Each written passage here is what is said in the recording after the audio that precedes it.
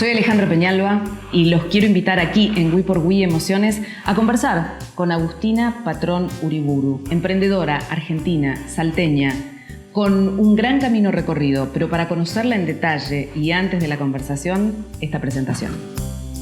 Hoy nos visita Agustina Patrón Uriburu, diseñadora gráfica y madre de 3 hijos. Actualmente realiza diseños personalizados a partir del arte caligráfico. Es creadora del emprendimiento de diseño y caligrafía Agus Patrón. Agustina, qué alegría tenerte acá. Bienvenida a We por We Emociones. Se las presento. Ella es Agustina Patrón Uriburu, salteña. Salteña. Muchas gracias. Yo estoy fascinada de estar acá también y me parece buenísimo poder hablar de esto a la hora hablar de las emociones, ¿no? Sí. De las mujeres, que son tantas, tan fuertes. Y puntualmente de las mujeres emprendedoras, de las que se ponen los zapatos adecuados y salen a caminar, a transitar detrás de sus sueños.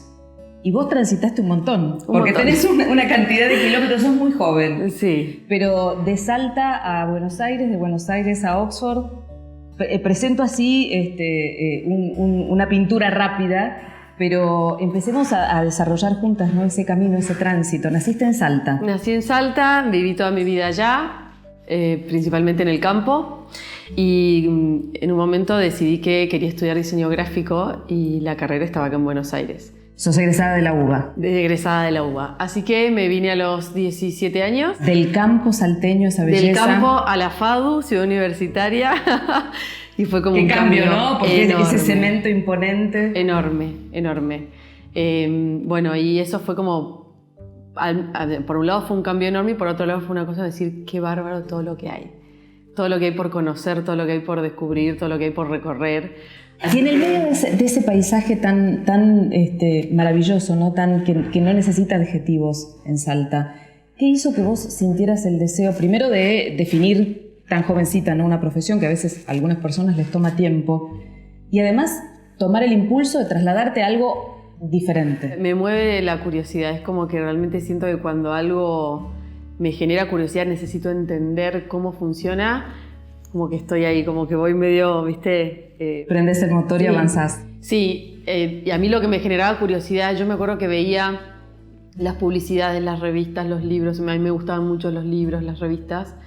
Yo decía, ¿quién toma estas decisiones? ¿Quién decide que esta tipografía va a ir en este tamaño, en este color, con esta imagen, qué tipo de imagen? Pero vos ya además tenías el ojo puesto en el plano chico, en el detalle, que es lo que iba a definir después tu camino. Yo siempre pensé que el diseño gráfico, o sea, no sé si tenía esta idea de quiero ser una diseñadora gráfica, pero sí decía, qué gran herramienta poder tomar estas decisiones, poder decidir. Comunicar de esta manera. Claro, poder tener en la mano o en la cabeza el entendimiento de cómo se ponen palabras, letras, imágenes, texto, contenido, color, de manera que pueda comunicar algo. Entonces dije, yo no sé qué voy a hacer bien de mi vida, pero creo que esto es, tener estas herramientas, no sé, me va a servir para todo. Esas herramientas en los años de carrera se metieron en vos. ¿Terminaste año 2010? Año 2010, sí.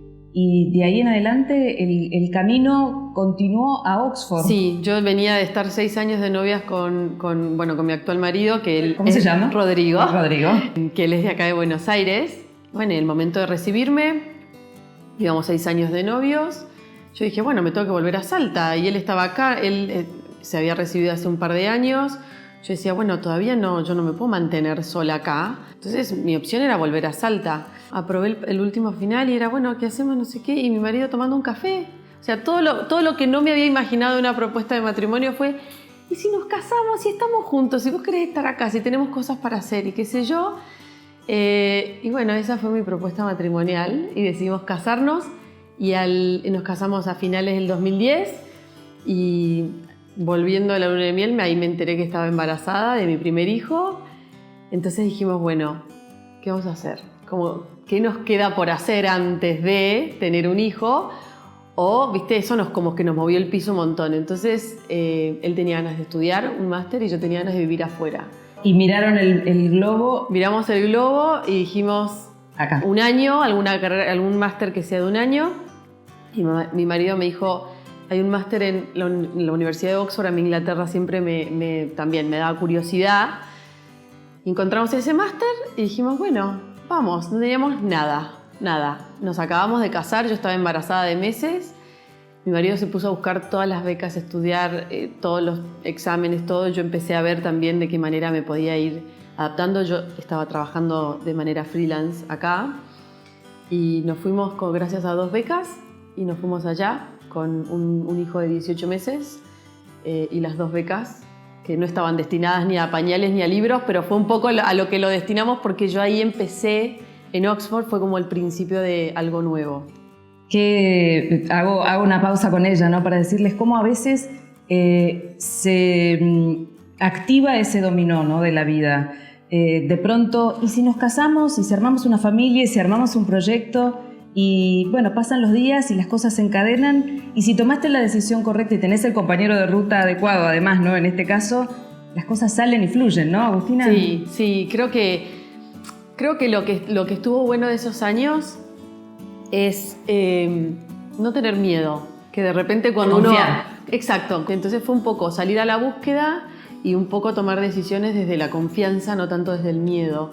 La realidad es que si yo hoy me pongo a pensar irme a vivir afuera con un hijo de 18 meses, otro idioma, becados, qué sé yo no sé si lo haría. Pero a veces esas decisiones, si las pensás demasiado, lo que termina ocurriendo es que te paraliza. Sí. Y de esta manera, siendo, por supuesto, alguien con capacidad de decidir, de dilucidar, de discriminar, de evitar las cosas que quiere efectivamente de su vida, si te dejas llevar por el impulso, por esa voz interior que te habla, sí, activás el camino correcto. Sí. Ya están en Oxford, la familia, y vos llegás, aterrizás profesionalmente. Aterrizamos allá en el Story Museum. Sí, en realidad a mí me costó muchísimo la carrera, porque la verdad es que yo en mi infancia pasaba más tiempo arriba de un caballo que frente a la computadora. Entonces, yo cuando llegué a la FADU, de repente, bueno, las entregas eran revistas, hacer esto, hacer lo otro. Y yo empecé, me compré la computadora, me instalo los programas y todo me llevaba mucho tiempo. Cosas que de repente compañeros míos tenían como mucho más... urbanos, tecnológicos. Mucho más intrínseco. Bueno, los programas se instalan así, esto se hace así y arrancamos, ¿no? Yo era todo como, ¿y ahora cómo se hace esto? Y me llevaba mucho tiempo. Y me pasó que yo terminé durante la carrera resolviendo muchas de mis entregas a mano. Porque yo decía... Esto me lleva menos tiempo, perfeccionarme lo que hago a mano, o mostrar por lo menos lo que quiero hacer a mano. Hacía tipografía, por ahí no encontraba las tipografías que quería usar, escribía a mano. Qué perseverante frente a las dificultades en la carrera, no vencerte, no bajar los brazos, pero además poner el ojo en lo que iba a definir tu vida, ¿no? Lo que te iba a llevar a encontrar tu lugar y tu herramienta para desarrollar que es el emprendimiento, ¿no? de tu vida, creo. Bueno, eso creo que las cosas que está bueno esto de confiar es también en confiar en que no sabemos qué va a pasar, pero también qué cosas podemos cosechar de lo que venga, ¿no? Confiar con una mirada abierta de las cosas. Y un poco eso me pasó estando en Oxford. Cuando llegué, de repente me di cuenta que yo ahí tenía acceso a un montón de cosas. Esto fue en el año 2012. Acceso a un montón de cosas que yo de repente veía solo en libros o a través de internet. Y yo decía, estoy acá, esto está acá, hay libros, hay materiales, hay plumas, hay tinta. Hay mucha historia ahí vinculada a la tipografía. Hay toda una historia. Oxford es un lugar muy particular. En Oxford, por ejemplo, se escribió Alicia en el País de las Maravillas. Alicia era la hija del decano de Christchurch, que es el college al que nosotros pertenecíamos. El comedor donde comíamos era el comedor de Harry Potter. Literalmente nosotros comíamos, pertenecíamos a ese college. Fue realmente una bendición. Fue como vivir en una burbuja un año. Fíjate cómo se encadenan todas las cosas, ¿no? Porque ya estudiando, vos te diste cuenta que ese era tu punto. Sí. El ancla en tu vida profesional y personal, seguramente, porque de eso va la historia, ¿no? De que el trabajo te haga también feliz en la persona que sos. Y después ese dedo que pusieron en el globo, es Oxford, te llevaron al lugar justo. Sí, y ahí, bueno, nada, siempre es de lo que siempre hablamos con mi marido, que decimos, la beca era para estudiar y terminó yéndose en pañales, porque Rodri no estaba en los planes todavía. Y en libros. Entonces ahí yo iba a las librerías, me compraba libros, me compraba plumas. Técnicamente en 2012 no había workshops o cosas, o mismo en la universidad donde yo pueda ir a aprender a hacer caligrafía. Yo dije, bueno, pero con esta cantidad de libros, con todos los materiales... ¿Puedo aprender sola? Y dije, la gente de alguna manera debe empezar. Así que bueno, también yo estaba con Rodri, entonces no tenía como libertad para irme varias horas. Así que le dediqué ese año como a equivocarme haciendo letras todo el año, porque dije, bueno, estoy acá, es el único año que probablemente realmente no tenga que pasar mi tiempo proyectándome otra cosa, porque yo sé que esto tiene un principio y un fin.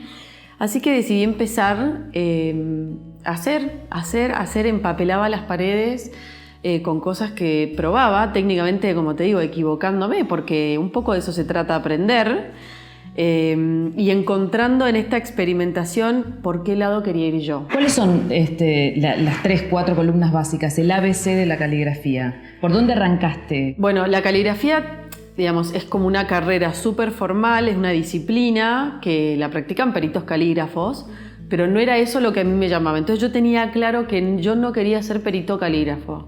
Yo quería usar de nuevo las letras como una herramienta de expresión. Entonces dije, ¿de qué manera puedo aprender la técnica, no de perito calígrafo, pero la técnica suficiente para yo a eso agregarle mi expresividad? Porque de repente si uno a veces se pone muy con la disciplina, después no queda lugar para la expresión, ¿viste? Entonces yo tomaba mucho la caligrafía inglesa, que es la caligrafía que a mí me gustaba, la parte formal, o sea, aprendía de entrenar el ojo. Y entrenar el ojo es mirar cosas que están bien hechas, básicamente. Pero después yo las hacía mal. Y después fue un poco encontrar el punto medio entre lo que está bien y lo que tiene una parte de mí. Que yo encuentro que hay belleza en lo que es imperfecto. Eso a mí me gusta porque, no sé, yo me reconozco con eso. Y es muy cierto, ¿no? La belleza de la imperfección, que por suerte cada vez es algo más extendido y más aceptado, ¿no? En otros momentos el parámetro de la belleza era la perfección, la simetría.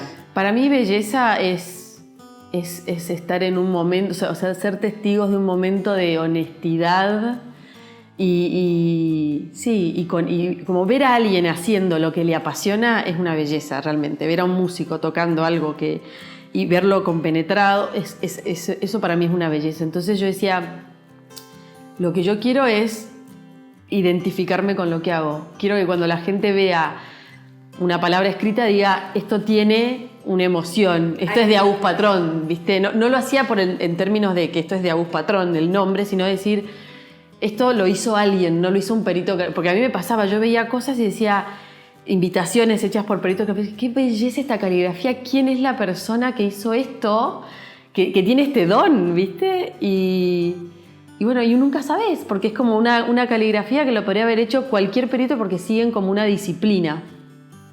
Pero creo que con el tiempo, yo después estudié, cuando volví, estudié con calígrafas y me impresionó también encontrar acá en Argentina profesionales de la caligrafía con un amor por las letras y a pesar de que te pueden enseñar la disciplina, siempre también está la emoción. Te transmiten la emoción, exactamente. Eso me encantó. Agustina, pasó el año en Oxford y en algún momento volvieron. Argentina otra vez, te viniste con todo ese ejercicio, con el músculo súper entrenado, la mano y el ojo, sí.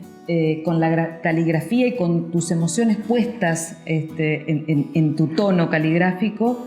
¿Y acá qué empezaste a desarrollar? ¿Te encontraste con este país donde había profesionales? Sí. Pero todavía seguro hay mucho por hacer, ¿no?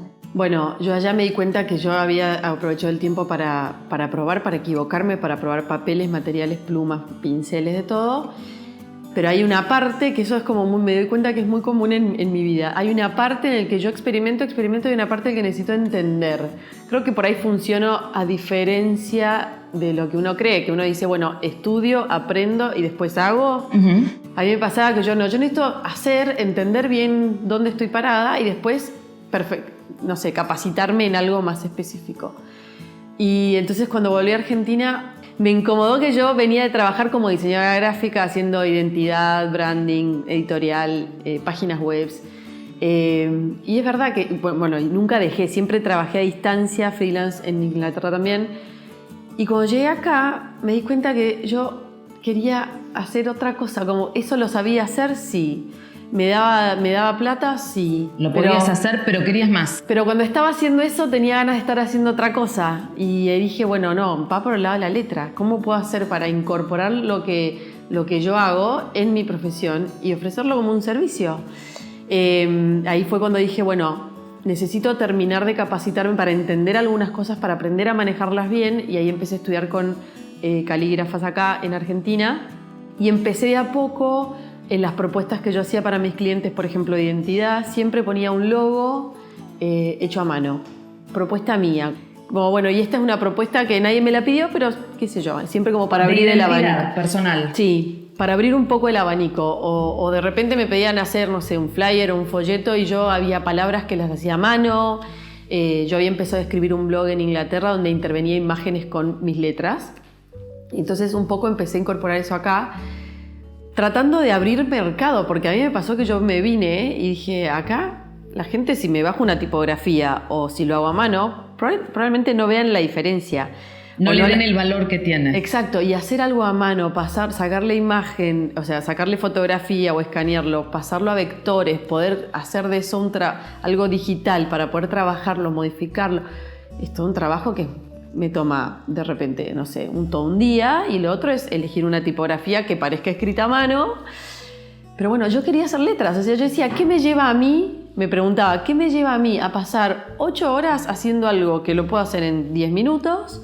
Que el cliente no va a ver la diferencia, y nadie me va a pagar por esto, pero yo lo quería hacer. En el medio de todas estas interpelaciones, ¿cuándo se concretó el primer paso para decir, bueno, esto es lo que quiero? Ya me capacité, probé, ejercité el músculo. Bueno, me encuentro con las personas para motorizar concretamente mi primer emprendimiento vinculado a las letras. Bueno, la primera vez que sentí eso fue cuando me llegaron trabajos, me seguían llegando trabajos de páginas web, por ejemplo, y yo dije, no, se los pasaba a una colega.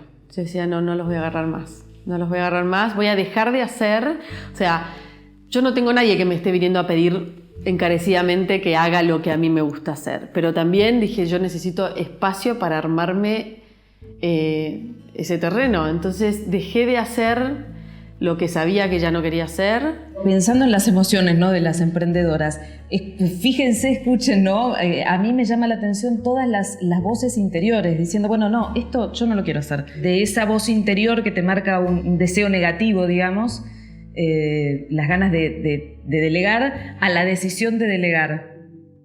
No, nunca, hasta ese momento. Vos solita. Tengo que reconocer que mi marido me acompaña muchísimo. Creo que a veces él tiene en mí la fe que a mí me falta. Muchas veces yo he hecho cosas porque él creía en mí más que yo misma. Y eso fue como, eso es sentir que hay alguien que confía en vos, te abre como una ventana de decir, no claro, sé, lo tengo que hacer, lo tengo que probar. Y no me puedo quedar con esto adentro. Sí, no, me emociona un poco contarlo porque es realmente así. Pero claro. Una de, como si lo tengo que poner como en un ejemplo claro de confianza, yo siempre trabajé en casa con los chicos. Difícil ahora que estamos todos haciendo home office, con lo difícil que es hacer home office, ¿no? No, y siempre dando de mamar, viste, frente a la computadora, como... Claro, siempre y fueron 3 chicos. O sea, cuando estábamos en Oxford había 1. Sí, pero ya a esta altura, ¿cuántos ya hay? Eran 2, ahora hay 3. Y cuando mi hijo, ya le estaba terminando de dar de mamar a mi segundo hijo, y yo creo que mi marido veía esta inquietud que yo tenía, que yo decía, no, pero acá no puedo, no tengo espacio, no quiero hacer más. O sea, en mi casa puedo trabajar haciendo páginas web, o sea, frente a la computadora, pero el resto de lo que quiero desarrollar no lo puedo hacer acá.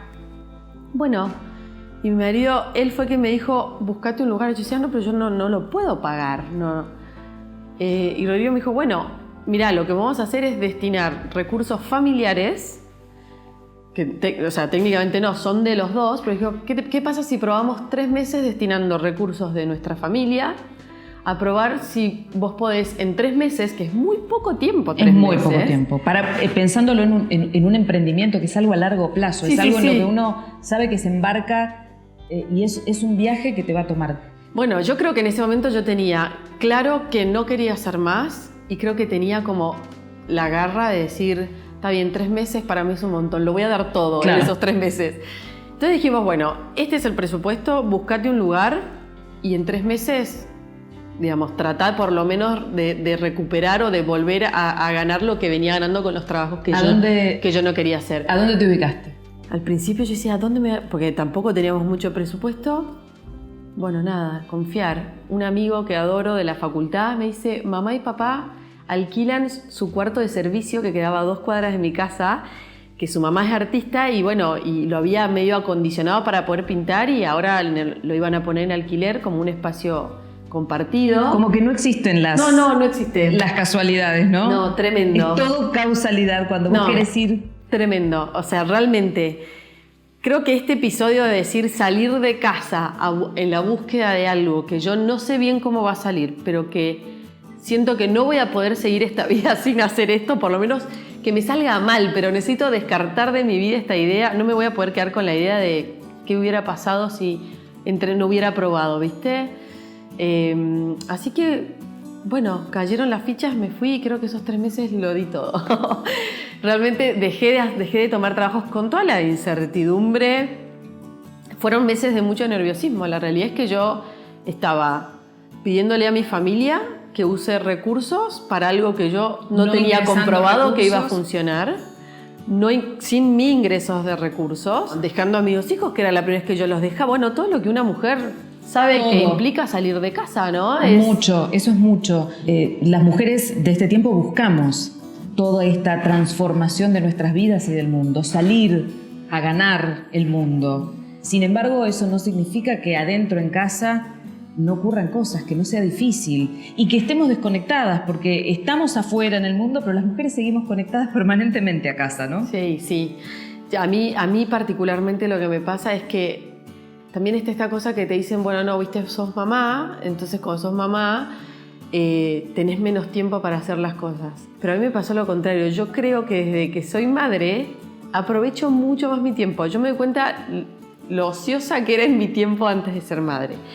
Y los chicos me enseñaron eso, o sea, al momento de decidir salir de casa, pensar un poco esto del ejercicio de pensarnos en ciclos, ¿no? Creo que a mí la maternidad me aportó mucho eso, pensarme en ciclos. Bueno, hay una etapa de embarazo, hay una etapa de, en mi caso, amamantamiento, hay una etapa de que estén en casa, de ponerle el cuerpo, de dejarlos en el jardín, como todo etapas. Y empezás como a cortar los tiempos en los que ves la vida, te ves a vos mismo. Y entonces esto de pensarme en 3 meses probando, me cerraba, pues yo dije, bueno, son 3 meses. Y entender, ponerle como un límite y un tiempo a lo que uno quiere desarrollar me parece que es muy saludable por lo pronto.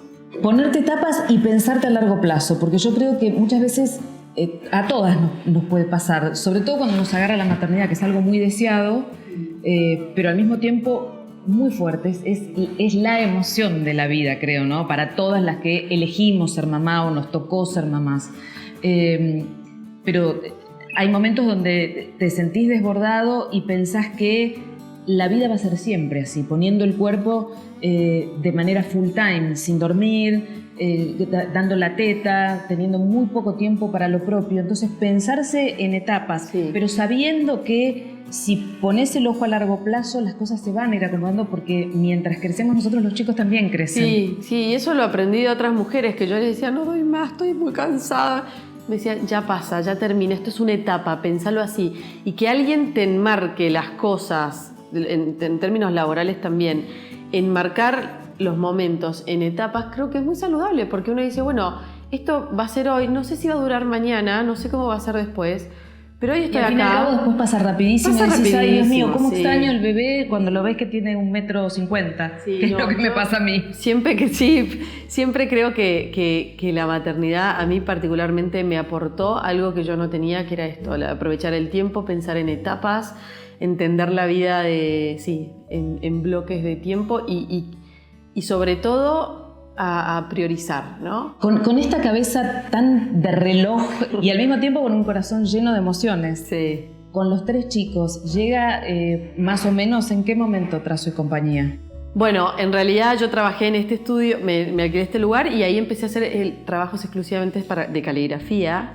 Bueno, y ahí se empezó a mover la rueda. Terminé trabajando mucho para empresas de eventos, haciendo desde los nombres en caligrafía para, viste, los asientos en la mesa. Eso es un detalle.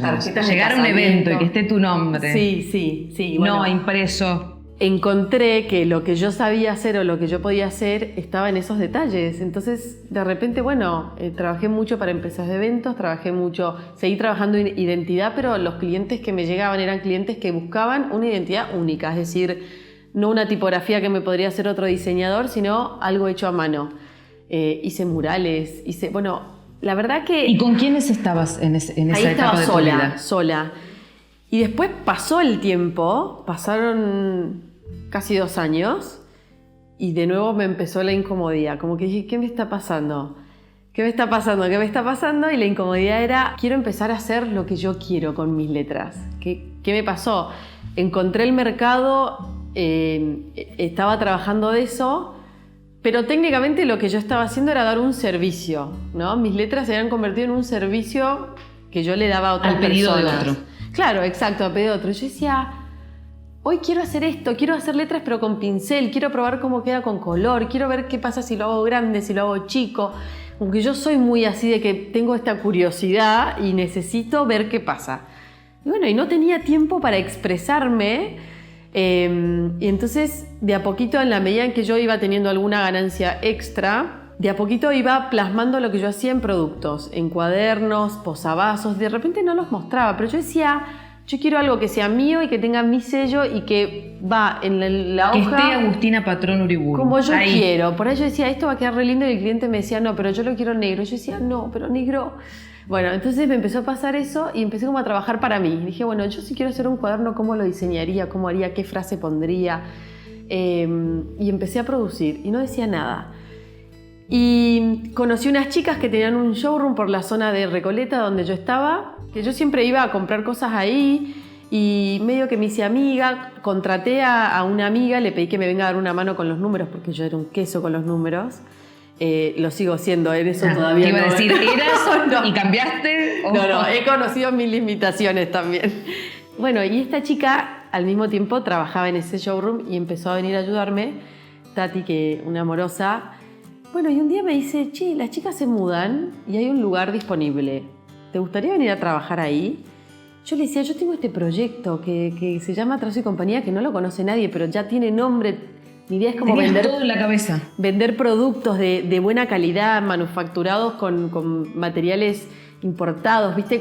No la cosa... Bueno, yo trabajaba mucho con imprenta, entonces para mí era muy fácil reconocer qué cosas estaban hechas de manera industrial y qué cosas por ahí cosidas a mano, con papeles de más de 300 gramos, con letterpress, sistemas de impresión manuales. Y a mí, digamos, es como una etapa en la que yo buscaba plasmar lo que yo hacía con la mano, plasmarlo a través de sistemas de impresión no convencionales. Ahí hay cosas que yo no podía manejar, que yo entendía que sola no iba a poder y le propuse que seamos socias y le encantó.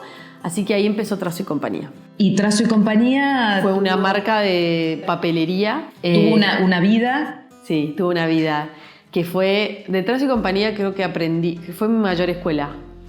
Porque fue algo a lo que yo me largué con toda mi emoción, con toda mi seguridad artística, te diría, pero ahí me di cuenta que no era suficiente para emprender. ¿Por qué? ¿Porque te encontraste con la Argentina? Me encontré con la Argentina al final, que fue un poco lo que nos hizo dejar de producir, porque al usar materiales importados, manufacturados, todo se volvió muy caro, dejó de ser rentable. O sea, básicamente dejó de ser rentable. Pero todo el principio... Es decir, bueno, yo siempre me movía en círculos en los que yo sabía qué hacer, cómo hacerlo y lo podía hacer.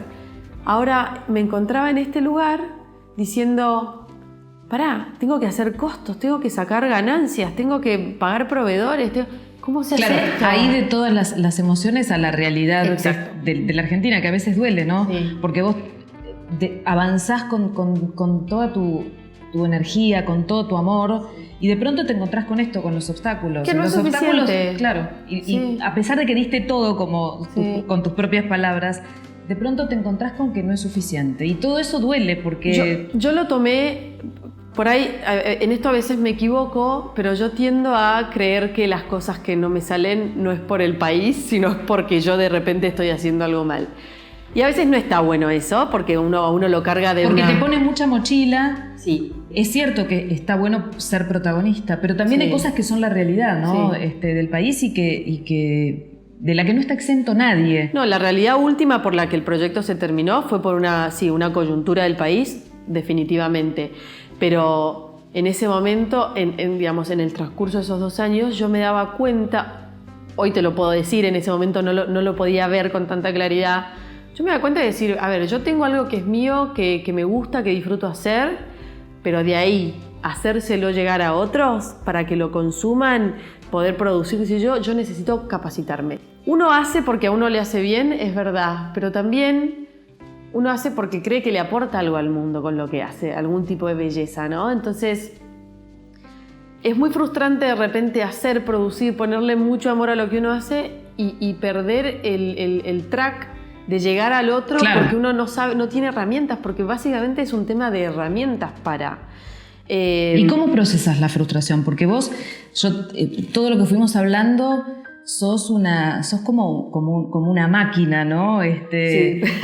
Con mucha fuerza, con mucho ímpetu, pero también sos una persona y hay momentos donde hay dolores, tristezas, duelos cuando algo no funciona, ¿no? Cuando algo te das cuenta que se termina. Trazo fue mi mayor duelo, Trazo y compañía. Fue la verdad que el año, decidir cerrarlo, decidir dejar de trabajar, en poner mi energía en Trazo, fue súper difícil. Ahí empecé a ir a la psicóloga. Yo te iba a decir hace un rato, los psicólogos con vos se funden, pero fuiste a la psicóloga para procesar el duelo. Digamos, no fue técnicamente, exclusivamente por esto, pero yo me encontré en un momento, de nuevo, me encontré en plena frustración y me di cuenta que estaba viviendo una frustración ya adentro de la frustración. Entonces, claro, me fue muy difícil como tomar perspectiva de lo que estaba viviendo y viste que a veces uno tiene que... Es como que yo sentía que tenía mi realidad acá arriba y necesitaba como ponerla sobre la mesa, mirar un poco desde arriba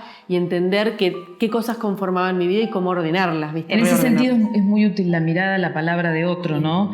Porque te permite distinguir la paja del trigo. A veces uno siente que está enojado, pero después cuando indagas un poquito más, no es esa la emoción, o quizás no es solo esa la emoción que estás sintiendo. Yo creo que a veces es enojo y a veces es tristeza también, es impotencia. Sí, yo creo que frustración es la palabra que es lo que yo sentí en ese momento. No estaba enojada, no estaba triste, estaba frustrada, porque yo decía... Estaba un poco enojada conmigo misma, porque yo decía, ¿cómo me largué a hacer esto con tan pocas herramientas? Y hoy digo, gracias a Dios lo hice, porque la realidad es que hay un punto en el que ser ignorante es una bendición en términos de que si supiéramos toda la verdad de cómo funcionan las cosas, probablemente nos achicaríamos y no haríamos un montón de cosas. Pero, a ver, vos me preguntaste cómo salí un poco de la frustración. Hay una frase de Elizabeth Gilbert, una escritora que habla sobre creatividad. Ella dice que la frustración y el éxito están exactamente a la misma distancia que el punto de partida. Entonces yo entendí eso en este tiempo y me di cuenta que venía de una frustración enorme o de un fracaso, digamos, lo que para mí significaba un fracaso, que por supuesto no lo fue. Y dije, ¿cómo vuelvo a empezar? Y volviendo a empezar, volviendo al punto de partida, o sea... ¿Ese duelo cuánto duró, más o menos? Tuve casi un año, o sea, después en el medio cerrando todo, viste, cambiando el lugar de showroom y todo. Que esa es la otra cara, ¿no? Del que emprende. Sí. Siempre hablamos del momento de encontrar el emprendimiento que querías, de ponerlo en marcha, de abrir físicamente el lugar en el que vayas a realizarlo, pero también a veces te pasa que no funciona y es el proceso inverso, es bajar la persiana, sí, es cerrar todo y volverte con tus cosas a otro lado y esperar hasta que surja lo próximo.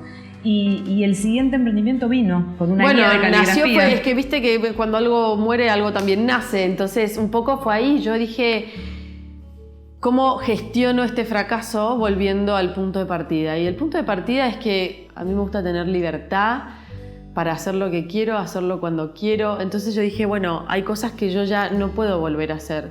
Producir con tantas gamas de opciones, me pasaba que yo terminaba al final haciendo más números de costos y presupuesto que literalmente haciendo letras.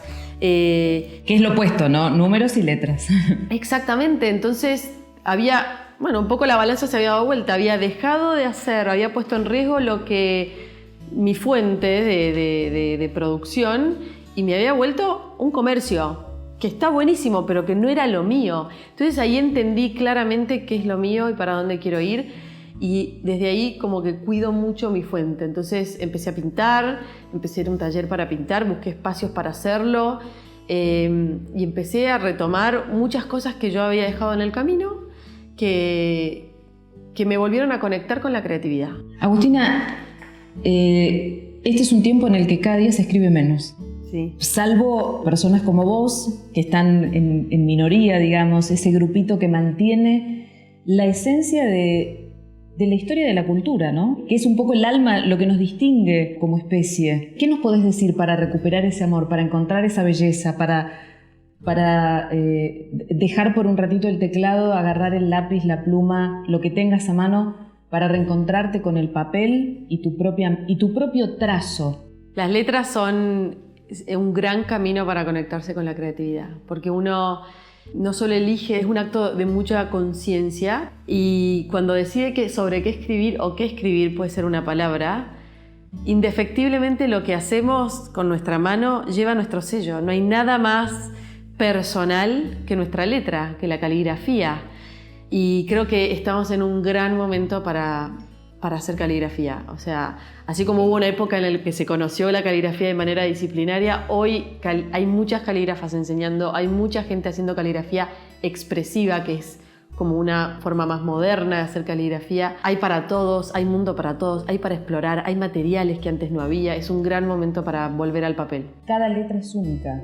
Agarremos de vuelta el lápiz y papel. Es un gran camino para conectar con la creatividad. Más allá de desear las letras o qué, yo estoy convencida que vivir en contacto con la creatividad, que creo que todos somos creativos, y la creatividad es un plano de la vida que nos hace vivir de manera más plena, por lo menos yo lo vivo así, y a veces no sabemos por dónde empezar. Empezar por las letras es como una gran puerta de entrada. En estos años nacieron 3 hijos. No sé si ya hay alguno que haya agarrado lápiz y papel. ¿Qué ves en esos casos? El de tercer grado, que caza herrero cuchillo de palo. Escribe, agarra el lápiz mal, escribe mal, pero es su letra. Pero es su trazo. Es su trazo, y eso también me gusta y está buenísimo verlo así.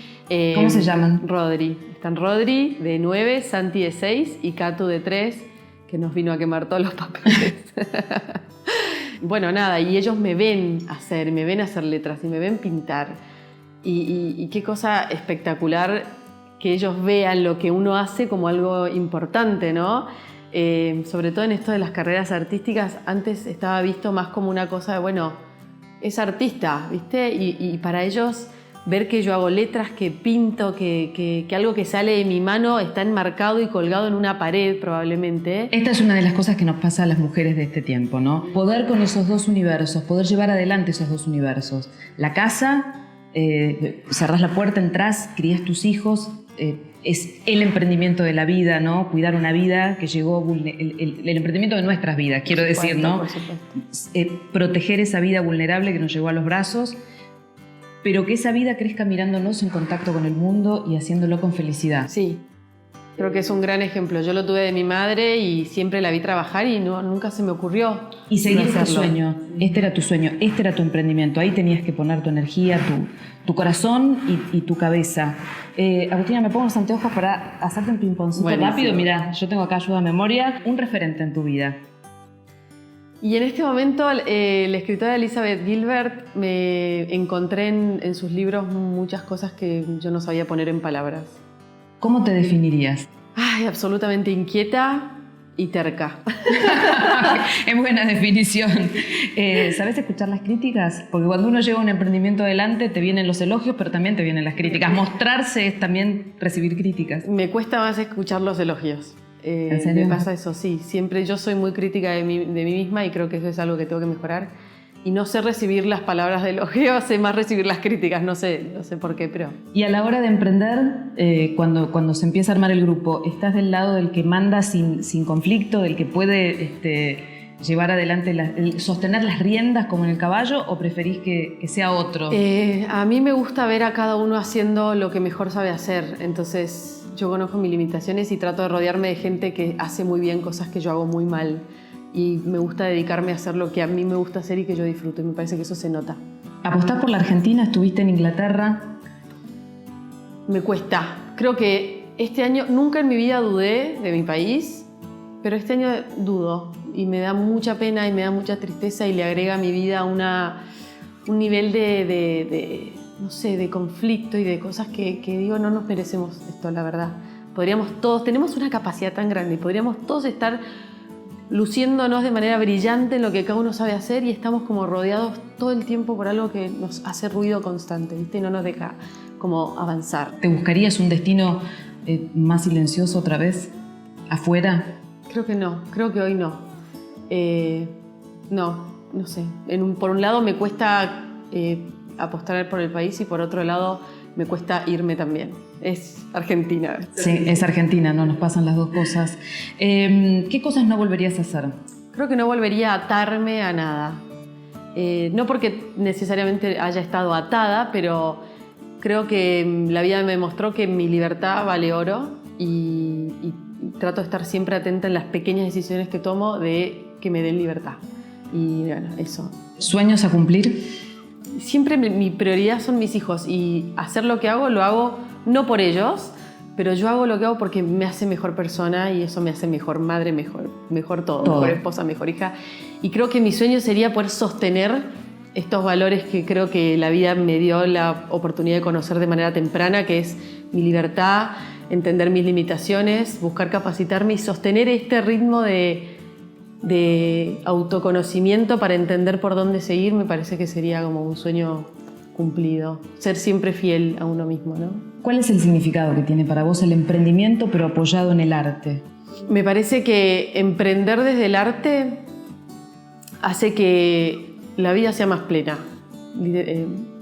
Digamos, es como que uno puede ir avanzando por la vida, pero emprender desde el arte te hace no solo mirar para los costados, ser muy consciente del entorno, sino necesariamente mirar para adentro. No hay nada que uno pueda producir con las manos y que sea auténtico si uno no mira para adentro. Y eso es un ejercicio que a mí me enseñó la creatividad. Entonces, cuando miras para adentro, ¿hay miedos que sientas que hay que vencer? Por lo general, cuando uno mira para adentro ve cosas que no le gustan. Por eso es tan difícil mirar para adentro. Pero también creo que estamos en un tiempo donde entre todos estamos creando como un ambiente de mucha más compasión, de aprender a mirar las cosas, digamos, entender que nuestros defectos y mirarlos con una mirada más de compasión y no como una mirada de algo malo. Entonces me parece que estamos como en es un gran momento para emprender, es un gran momento, estamos rodeados de gente que confía, que entiende, que tiene una mirada nueva, renovada de las cosas.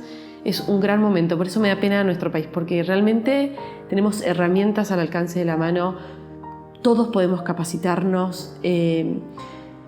Bueno, nada, eso te emociona. Sí, te emociona, ¿no? Sí. Es un país que te pone un poco contra la espada y la pared. Sí, y hoy en día estamos, como te digo, en un gran momento donde tenemos, antes para capacitarse de repente, bueno, como en mi caso, te tenés que ir a vivir a otro lado, o tenés que viajar kilómetros, o no sé, yo tengo hermanas que han venido a estudiar y viajaban Salta a Buenos Aires para venir a hacer. Hoy podés hacerlo de cualquier lado, todos tenemos herramientas.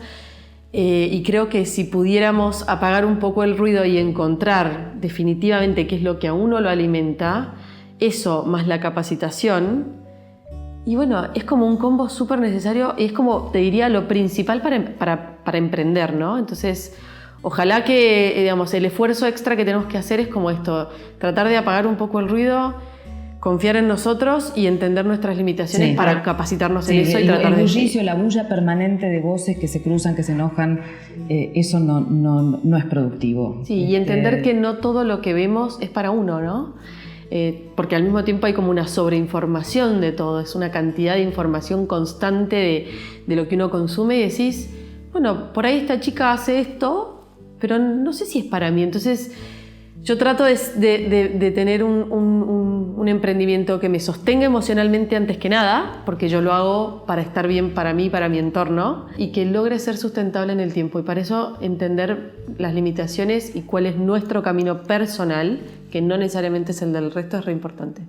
¿Cómo te llevas con la tecnología? Porque vos sos del trazo individual, pero la tecnología en este No, ping-pong... la tecnología, hay algunas cosas que me divierten, por ejemplo, las historias de Instagram particularmente, y hay otras cosas en las que la verdad que yo me autogestiono, pero hay cosas que necesito ayuda, capacitarme. 2 palabras de Salta, porque todo arrancó en Salta.